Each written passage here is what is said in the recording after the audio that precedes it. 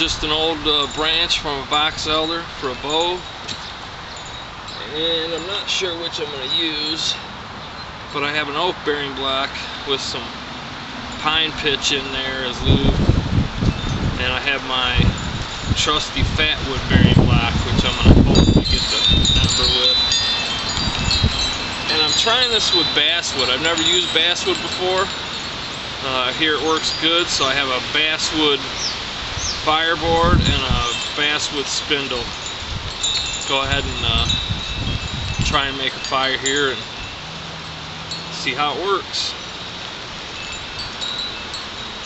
I got a tinder nest and I got a bunch of shavings to start my fire if I get an ember.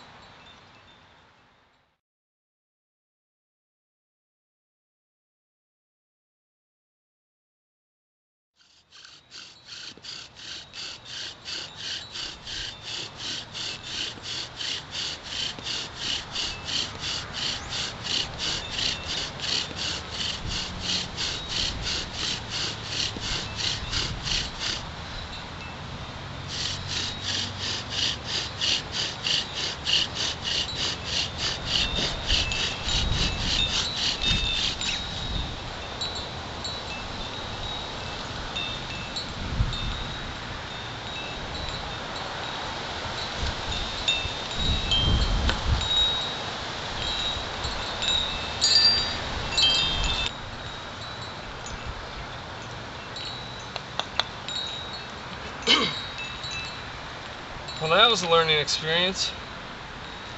I got that ember quicker than anything ever before, and I really didn't even have to go fast with the bow drill, and I hardly had to apply any pressure.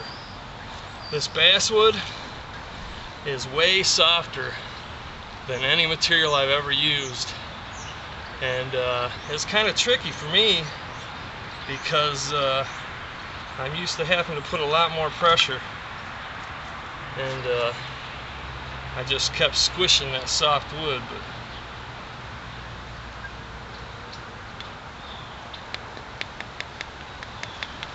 managed to get it, and on the first try too, which is pretty cool.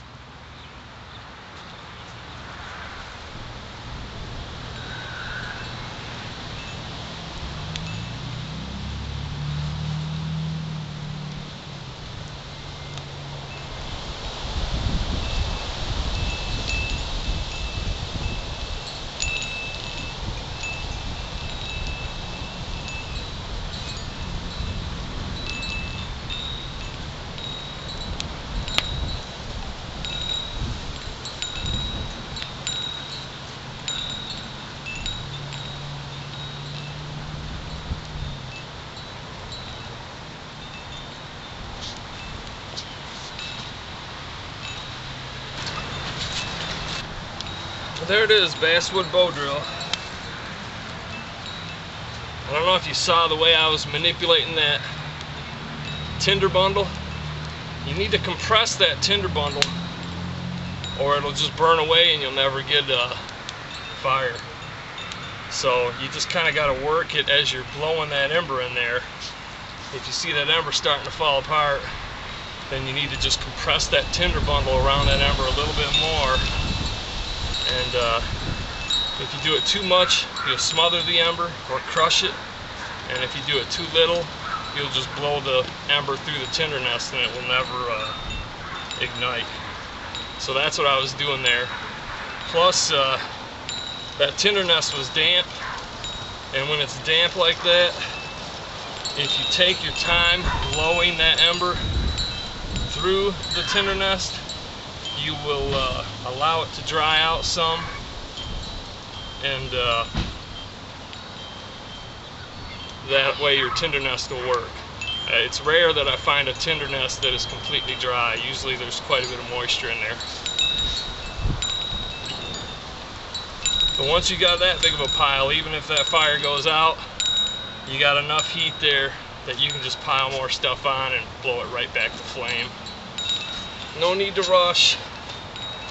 But really, this wasn't an educational video. It was just me trying out the basswood, and it works great.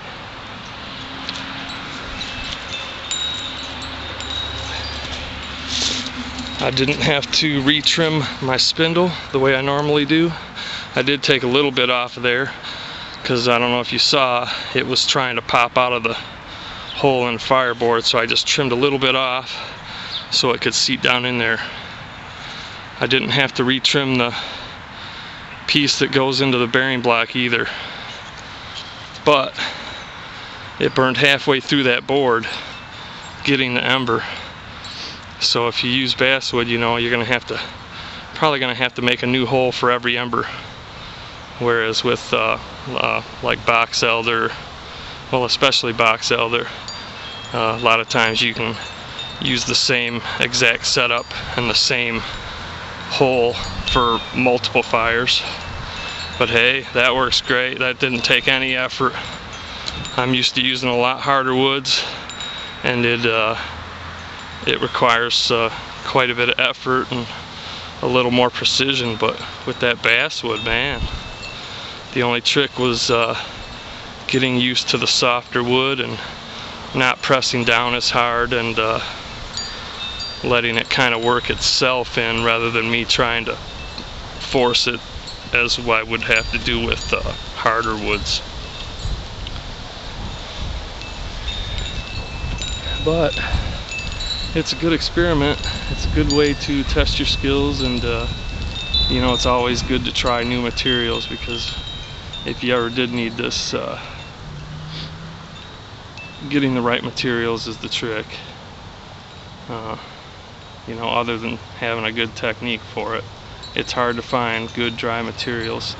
And I'll just be honest with you, that basswood I collected I believe 2 days ago, and it was pretty wet out and the wood was wet, so I trimmed it up, I made the set, I got all the bark off it, and I just let it sit in the house for a couple days, so it's likely that it dried out some. If I would have been trying this out in the wild when I first gathered that, it would have been more difficult. But you can get it done. It just is more difficult because stuff is wet. But that's it. Thanks for watching.